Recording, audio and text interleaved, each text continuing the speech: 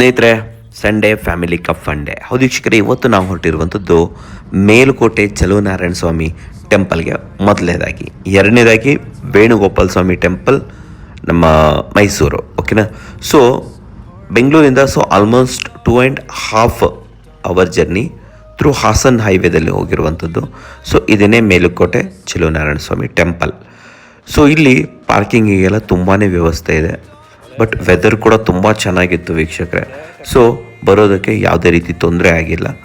And temple ಸ್ವಲ್ಪ old temple ಇದೆ actually, but ನೋಡೋದಕ್ಕೆ ತುಂಬಾ ಚೆನ್ನಾಗಿದೆ. ಬಟ್ ಇಲ್ಲಿ ಬಂದಾಗ ಚಲುವನಾರಾಯಣ ಸ್ವಾಮಿ ಟೆಂಪಲ್ಲು ಪಕ್ಕದಲ್ಲಿ ಅಕ್ಕ ತಂಗಿ ಕೊಳ ಅಂತ ಇದೆ, ಹಾಗೆ ಒಂದು ಧನುಷ್ ಕೋಟಿ ಅಂತ ಇದೆ.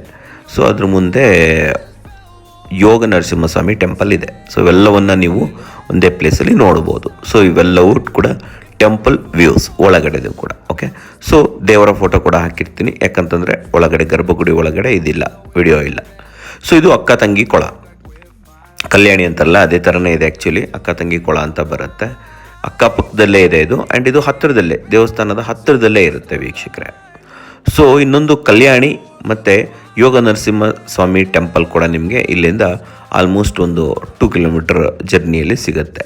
ಸೊ ಕಾರಿದ್ದರೆ ಕಾರಲ್ಲಿ ಹೋಗ್ಬೋದು, ಇಲ್ಲ ಅಲ್ಲಿ ಆಟೋಗಳಿರುತ್ತೆ, ಆಟೋಗಳ ಮೂಲಕ ಕೂಡ ನೀವು ರೀಚ್ ಆಗ್ಬೋದು. ಬಟ್ ಟೆಂಪಲ್ ಅಂತ ಹೋದಾಗ ಅದು ಬೆಟ್ಟದ ಮೇಲೆ ಇರೋದ್ರಿಂದ ಅಲ್ಲಿ 200 ಸ್ಟೆಪ್ಗಳು ಕೂಡ ಅವೈಲೇಬಲ್ ಇರುತ್ತೆ. 200 ಸ್ಟೆಪ್ಸ್ ಹತ್ಬಿಟ್ಟು ಮೇಲೆ ಹೋಗಬೇಕಾಗತ್ತೆ ವೀಕ್ಷಕರೇ.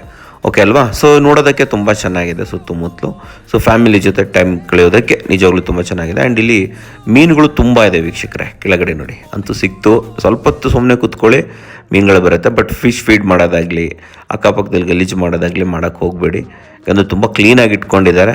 ಓಕೆ. ಸೊ ಸೊ ಅಕ್ಕಪಕ್ಕದಲ್ಲೇ ಒಂದು ಮೆಶ್ ಕೂಡ ಇದೆ, ಆನಂದ ಮೆಶ್ ಅಂತ ಹೇಳ್ಬಿಟ್ಟು. ಸೊ ಇಲ್ಲಿ ಕಲ್ಚರಲ್ ಫುಡ್ಸ್ಗಳು ತುಂಬ ಚೆನ್ನಾಗಿ ಸಿಗುತ್ತೆ ಇಲ್ಲಿ. ಸೊ ಇಲ್ಲಿನ ಮೇಲ್ಕೋಟೆ ಇದಿರ್ಬೋದು, ಒಂದು ಮೀಲ್ಸ್ ತೊಗೊಂಬಿಡಿ, ಎಲ್ಲ ಸಿಗುತ್ತೆ. ಪುಳಿಯೋಗರೆ, ಸ್ವೀಟ್, ಪೊಂಗಲ್ಲು ಎಲ್ಲದೂ ಕೂಡ ಅದರಲ್ಲೇ ಬಂದುಬಿಡುತ್ತೆ. ಆ ಪಕ್ಕದಲ್ಲಿ ಒಂದು ವ್ಯೂ ಪಾಯಿಂಟ್ ಇದೆ, ಇಲ್ಲಿ ಫೋಟೋಸ್ ತೊಗೋಬೋದು. ಹೈಟಲ್ಲಿರೋದ್ರಿಂದ ವ್ಯೂ ತುಂಬ ಚೆನ್ನಾಗಿ ಕಾಣಿಸುತ್ತೆ ವೀಕ್ಷಕರೇ. ಆ್ಯಂಡ್ ಅಷ್ಟಲ್ಲದೆ ಕೆಳಗಡೆ ಒಂದು ಇದಿದೆ, ಹೋಮ್ ಸ್ಟೇ ಕೂಡ ಇದೆ, ಅದನ್ನು ಕೂಡ ನಾನು ನಿಮಗೆ ತೋರಿಸ್ತೀನಿ. ಬಟ್ ವ್ಯೂ ತುಂಬ ಚೆನ್ನಾಗಿದೆ ವೀಕ್ಷಕರೇ. ಓಕೆ. ವಾತಾವರಣ ಚೆನ್ನಾಗಿರೋದ್ರಿಂದ ವ್ಯೂ ತುಂಬ ಚೆನ್ನಾಗಿ ಬರ್ತಾಯಿತ್ತು. ಇದೇ ಹೋಮ್ ಸ್ಟೇ ಕೆಳಗಡೆ ಕಾಣ್ತಾ ಇದೆ. ಯಾರಿಗೂ ಹೋಮ್ ಸ್ಟೇ ಮಾಡಿದ್ದಾರೆ, ಆಶ್ಚರ್ಯ ಇದೆ. ಸೊ ಬಟ್ ವೆದರ್ ತುಂಬ ಚೆನ್ನಾಗಿರೋದ್ರಿಂದ ಬಿಸಿಲಾಗಲಿ ತುಂಬ ಮಳೆ ಆಗಲಿ ಇರಲಿಲ್ಲ ವೀಕ್ಷಕರೇ. ಸೊ ಆಲ್ಮೋಸ್ಟ್ ನೀವು ಫಾಸ್ಟ್ ಟಿಕೆಟ್ ತೊಗೊಂಡ್ರೆ, 50 ರೂಪೀಸ್ ಟಿಕೆಟ್ ತೊಗೊಂಡ್ರೆ ನೀವು ಕ್ವಿಕ್ಕಾಗಿ 10 ನಿಮಿಷದಲ್ಲಿ ನೀವು ಇದು ಮಾಡಿಬಿಡ್ಬೋದು, ದರ್ಶನ ಪಡ್ಕೊಂಡ್ಬಿಡ್ಬೋದು. ಓಕೆ. ಸೊ ಉಳಿದ ಪ್ಲೇಸ್ಗಳನ್ನೆಲ್ಲ ನೋಡಿಕೊಂಡು ನಾವು ಅಲ್ಲಿಂದ ಸೀದಾ ಹೊರಟಿರುವಂಥದ್ದು Venugopala Swamy temple Mysuru. Okay. KRS back water ಇದೆ ಗೊತ್ತಾ. ಸೊ ಅಲ್ಲಿ ಇದು ಪಾಂಡವಪುರ ಆನ್ ದ ವೇ ಕೂಡ ಆ್ಯಕ್ಚುಲಿ ತುಂಬಾ ಚೆನ್ನಾಗಿದೆ. ಒಳ್ಳೊಳ್ಳೆ ವ್ಯೂಸ್ ತುಂಬ ಚೆನ್ನಾಗಿ ಬರುತ್ತೆ. ಪ್ಲೇಸಸ್ ಇದೆ, ಬೆಟ್ಟ ಇದೆ ಕೆಲವೊಂದು ಕಡೆ. ಓಕೆ. ಸೊ ದಿಸ್ ಏರಿಯಾ ಇದೆಯಲ್ಲ, ದಿಸ್ ಅಮೇಝಿಂಗ್. ಬಟ್ ಸ್ವಲ್ಪ ನಿರ್ಜನ ಪ್ರದೇಶ, ಜಾಸ್ತಿ ಜನರು ಯಾರು ಓಡಾಡಲ್ಲ, ಯಾಕಂದರೆ ಇದು ಒಳ ರೂಟು. ನಾವು ಮೈಸೂರಿಗೆ ಹೋಗೋದಕ್ಕೆ ಇದು ಒಳ ರೂಟು. ಬಟ್ ಇಲ್ಲಿಂದ 1 ಅವರ್ ಜರ್ನಿ ವೀಕ್ಷಕರೇ, 30 ಕಿಲೋಮೀಟರ್ ಆಗುತ್ತೆ. ಇಲ್ಲಿ ಕ್ವಾರೀಸ್ ತುಂಬ ಇದೆ. ಕ್ವಾರೀಸ್ ಎಲ್ಲ ದಾಟ್ಕೊಂಡು ಫೈನಲಿ ನಾವು ರೀಚ್ ಆಗಿರುವಂಥದ್ದು ಇದು ವೇಣುಗೋಪಾಲ ಸ್ವಾಮಿ ಟೆಂಪಲ್ ಮೈಸೂರು. ಓಕೆನಾ. ಸೊ ನಮ್ಮ ಈ KRS ಬ್ಯಾಕ್ ವಾಟರ್ ಹತ್ರ ಬರುತ್ತೆ ಇದು. ದಿಸ್ ಬಿಲಾಂಗ್ ಟು ಮೈಸೂರು ಅನ್ಕೊತೀನಿ. ಸೊ ಇಲ್ಲಿಂದ ಇದು ತುಂಬ ಚೆನ್ನಾಗಿದೆ. ಅಂದರೆ ಇದು ಆ್ಯಕ್ಚುಲಿ ಏನು ಗೊತ್ತಾ, ಇದು ಒಂದು ದ್ವೀಪ, ಒಂದು ಐಲ್ಯಾಂಡ್ ಇದು. ಓಕೆ. ಬಟ್ ಏನು ಮಾಡಿದ್ದಾರೆ ಅಂತಂದರೆ ಗೌರ್ಮೆಂಟವರು ಅದನ್ನು ಡೆವಲಪ್ಮೆಂಟ್ ಮಾಡಿ ಇದನ್ನು ಕರೆಕ್ಟ್ ಆಕ್ಸೆಸಿಬಲ್ ಆಗಿ ಮಾಡಿದ್ದಾರೆ. ಯಾಕಂದರೆ ಒಳಗಡೆ ಫೋಟೋಸ್ ಎಲ್ಲ ನೋಡಿದೆ, ಮಧ್ಯದಲ್ಲಿ ನೀರೊಳಗಡೆ ಇದ್ದಿದ್ದು. ಸೊ ಅದನ್ನೆಲ್ಲ ಕವರ್ ಮಾಡಿ ನೀಟಾಗಿ ಇಲ್ಲಿ ಮಾಡಿದ್ದಾರೆ ವೀಕ್ಷಕರೇ.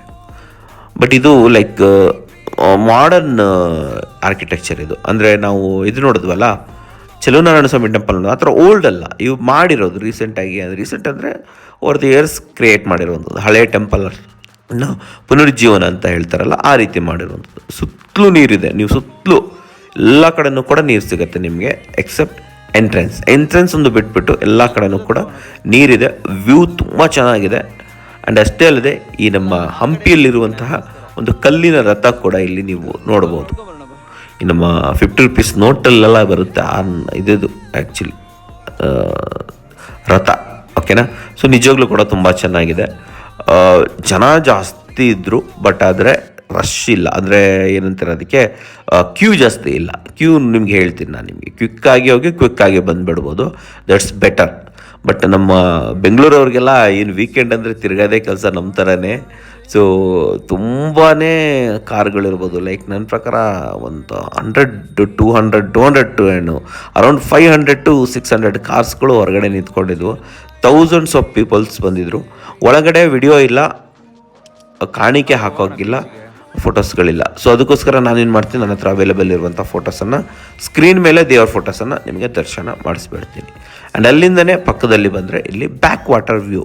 ಇಲ್ಲಿ ನೀವು ಜೋಳ ಅಥವಾ ಸೌತೆಕಾಯಿ, ಪೈನಾಪಲ್ಲು ಏನಾದರೂ ತೊಗೊಂಡು ಹಾಗೆ ಕೆಳಗಡೆ ಹೋದರೆ, ಕೆಳಗಡೆನೂ ಒಂದೇ ಒಂದು ಶಾಪ್ ಇದೆ, ಸೀದಾ ಕೆಳಗಡೆ ಹೋಗಿ ಅಲ್ಲಿ ನಿಮಗೆ ಬ್ಯಾಕ್ ವಾಟರ್ ವ್ಯೂ ಸಿಗುತ್ತೆ ವೀಕ್ಷಕರೇ. ನಿಜವಾಗ್ಲೂ ತುಂಬಾ ಚೆನ್ನಾಗಿದೆ. ಒಳ್ಳೆ ಯಾವುದೋ ಇದಕ್ಕೆ ಸಿ ವ್ಯೂಗೆ ಥರ ಬರುತ್ತೆ. ಅದು ಬೀಚ್ಗೆ ಹೋಗ್ತಿದ್ದೀವಿರೋ ಅಂದ್ಕೊಬೇಕು. ಆ್ಯಂಡ್ ಅಷ್ಟೇ ಇಲ್ಲದೆ ಗಾಳಿಗೆ ವೀಕ್ಷಕರೇ ಇಲ್ಲಿ ಅಲೆಗಳು ಕೂಡ ಬರ್ತಾ ಇರುತ್ತೆ. ಆ್ಯಂಡ್ ಕುತ್ಕೊಳ್ಳೋದಕ್ಕೆ ಇಲ್ಲಿ ತುಂಬಾ ಜಾಗ ಇದೆ. ಅಂದರೆ ನೀವು ಫ್ಯಾಮಿಲಿ ಜೊತೆ ಬರ್ತಾ ಇದ್ದೀರಾ, ದೊಡ್ಡದಾಗಿ ಜಮಖಾನ ಅಥವಾ ಈ ಚಾಪೆ ಹಾಕ್ಕೊಂಬಿಟ್ಟು ಎಲ್ಲರೂ ಕೂತ್ಕೊಂಡು ಊಟ ಮಾಡಬೇಕು, ಏನಾದರೂ ಅಡುಗೆ ಮಾಡ್ಕೊಬೇಕು, ಏನು ಬೇಕಾದರೂ ಮಾಡ್ಬೋದು. ಆ್ಯಂಡ್ ಕಾರ್ ಇದೆಲ್ಲ ಸೀದಾ ನೀರು ತನಕ ಹೋಗುತ್ತೆ, ಓಕೆನಾ. ಸೊ ಕೆಳಗಡೆ ತನಕ ಹೋಗ್ಬೋದು. ಆದರೆ ಪ್ರಾಬ್ಲಮ್ ಏನಂತಂದರೆ ತುಂಬ ಗಲೀಜು ಮಾಡಿಬಿಟ್ಟಿದೆ. ಎಲ್ಲರೂ ಕೂಡ ಪ್ಲಾಸ್ಟಿಕ್ಸು, ಪೇಪರ್ಸ್ಗಳನ್ನು ಬಿಸಾಕಿ, ವಾಟರ್ ಬಾಟಲ್ಗಳನ್ನು ಬಿಸಾಕಿ ತುಂಬ ಜನ ಲಿಟ್ರಿಂಗ್ ಮಾಡಿಬಿಟ್ಟಿದ್ದಾರೆ ವೀಕ್ಷಕರು. ಅದು ಭಾಳ ಬೇಜಾರಾಗುತ್ತೆ. ಅಷ್ಟೊಂದು ಚೆನ್ನಾಗಿ ಇಟ್ಕೊಂಡಿಲ್ಲ ಈ ಪ್ಲೇಸನ್ನು. ನಿಜವಾಗ್ಲೂ ಹೇಳಬೇಕು ಅಂತಂದರೆ ಎಷ್ಟು ಚೆನ್ನಾಗಿ ಡೆವಲಪ್ಮೆಂಟ್ ಮಾಡ್ಬೋದು, ಎಷ್ಟು ಚೆನ್ನಾಗಿ ಇಟ್ಕೋಬೋದಾಗಿತ್ತು. ಬಟ್ ಆದರೆ ಕ್ಲೀನ್ ಇಲ್ಲ, ಕ್ಲೀನ್ನೆಸ್ ಒಂದಿಲ್ಲ. ಅದು ಬಿಟ್ಟರೆ ವ್ಯೂ ತುಂಬ ಚೆನ್ನಾಗಿದೆ. ಅಂದರೆ ಏನಂತೀರ, ನಿಮಗೆ ನಿಸರ್ಗದ ರುಚಿ ಪಡಿಬೇಕು ಅಂತಂದರೆ ಇಲ್ಲಿ ಬರ್ಬೋದು. ಮೇಲ್ಗಡೆ ಕಲ್ಲುಗಳೆಲ್ಲ ಇದೆಲ್ಲ, ಅಲ್ಲಿ ಕುತ್ಕೊಂಡು ಕೆಳಗಡೆ ವ್ಯೂ ನೋಡ್ತಾ ಇದ್ದರೆ ತುಂಬ ಚೆನ್ನಾಗಿರುತ್ತೆ. ಆ್ಯಂಡ್ ಯಾರಾದರೂ ಸ್ನಾನ ಮಾಡಬೇಕು ಅಂತಂದರೆ ಆಬ್ವಿಯಸ್ಲಿ ನೀರು ಕೂಡ ಮೀಡಿಯಮ್ ಡೀಪ್ ಕೂಡ ಇದೆ ನಿಮಗೆ. ಅಂದರೆ ಮಕ್ಕಳಿರ್ಬೋದು, ದೊಡ್ಡವರು ಇರ್ಬೋದು, ಎಲ್ಲರೂ ಕೂಡ ನೀರಲ್ಲಿ ಎಂಜಾಯ್ ಮಾಡ್ಬೋದು, ಓಕೆನಾ. ತುಂಬ ಜನ ಇಲ್ಲಿ ಸ್ನಾನ ಮಾಡ್ತಾಯಿದ್ರು, ಸ್ವಿಮ್ಮಿಂಗ್ ಮಾಡ್ತಾಯಿದ್ರು. ಕ್ಲೀನ್ ಇದೆ ನೀರು, ಅಂತ ಏನು ತೊಂದರೆ ಏನಿಲ್ಲ. ಬಟ್ ಆದರೆ ಏನಂತಂದರೆ ಅದರ ದಡದಲ್ಲಿ ತುಂಬಾ ಗಲೀಜು, ವಾಟರ್ ಬಾಟಲ್ಸ್ ಇರ್ಬೋದು, ಪೇಪರ್ಸ್ ಇರ್ಬೋದು, ಪ್ಲಾಸ್ಟಿಕ್ಸು ಎಲ್ಲವೂ ಕೂಡ ಇಲ್ಲಿ ತುಂಬಿಸಿಟ್ಬಿಟ್ಟಿದ್ರು. ಅದು ಭಾಳ ಬೇಜಾರಾಗುತ್ತೆ, ಅಷ್ಟು ಚೆನ್ನಾಗಿ ಅನಿಸಲ್ಲ, ಕ್ಲೀನ್ನೆಸ್ ಅಂತ ಅನಿಸಲ್ಲ. ಇದು ಪಾಂಡು ರೈಟ್ ಸೈಡಲ್ಲಿ, ಲೆಫ್ಟ್ ಸೈಡಲ್ಲಿ ಆ ಕಡೆಯಿಂದ ನೀರು ಬರ್ತಾ ಇದೆ. ಗಾಳಿಗೆ ಅದು ಅಲೆಗಳಾಗಿ ಚಿಕ್ಕ ಅಲೆಗಳಾಗಿ ಬರುತ್ತೆ ವೀಕ್ಷಕರೇ. ಅದು ಆ ಲುಕ್ ಇದೆಯಲ್ಲ, ಅದು ದಟ್ಸ್ ಅಮೇಝಿಂಗ್. ಸೊ ಇಲ್ಲಿನ ಒಂದು ವ್ಯೂನ ಎಂಜಾಯ್ ಮಾಡಿ. If I called you tonight, would it feel the same? Or have we both moved on to different names? Take me back to the start, before the quiet and the scars, when the world felt small and your head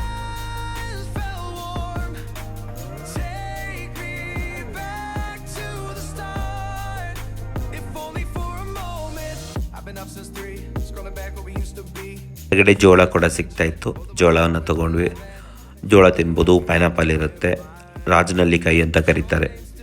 so ಅದು ಕೂಡ ತುಂಬ ಚೆನ್ನಾಗಿರುತ್ತೆ. ಹಾಗೆ ಕೂತ್ಕೊಂಡು family ಜೊತೆ ಇಲ್ಲಿ ಕಾಲ ಕಳೆಯೋದಕ್ಕೆ ತುಂಬಾ ಚೆನ್ನಾಗಿರುತ್ತೆ. ಸೊ ನಾವು ಹೋದ ಸಮಯದಲ್ಲಿ ಸ್ವಲ್ಪ ತಂಪಿತ್ತು, ಬಿಸಿಲು ಕಮ್ಮಿ ಆಗಿತ್ತು. ಸೊ 4:30 ಸಮಯ ಅಂತ ಹೇಳ್ಬೋದು. ಸೊ ದನಗಳು, ಹಸು, ನಾಯಿ ಎಲ್ಲ ಇದೆ ಇಲ್ಲಿ ಸುತ್ತಮುತ್ತ ಓಡಾಡ್ತಾ ಇರುತ್ತೆ. ಪುಣ್ಯಕ್ಕೆ ಮಂಕಿ ಇಲ್ಲ, ಮಂಕಿ ಇದ್ದರೆ ಭಾಳ ತೊಂದರೆ ಆಗಿರೋದು. ಸೊ ಅಂತೂ ಒಂದು ಅರೌಂಡ್ 4:30ಗೆ ನಾವು ನಮ್ಮ ಇಲ್ಲಿಂದ ಪ್ರಯಾಣವನ್ನು ಮುಗಿಸ್ಬಿಡೋಣ, ಹೊರಡೋಣ ಅಂತ ಡಿಸೈಡ್ ಮಾಡಿಬಿಟ್ಟು 4:30-5 ಗಂಟೆ ಸಮಯಕ್ಕೆ ನಾವಲ್ಲಿಂದ ಹೊರಟ್ವಿ ವೀಕ್ಷಕರೇ.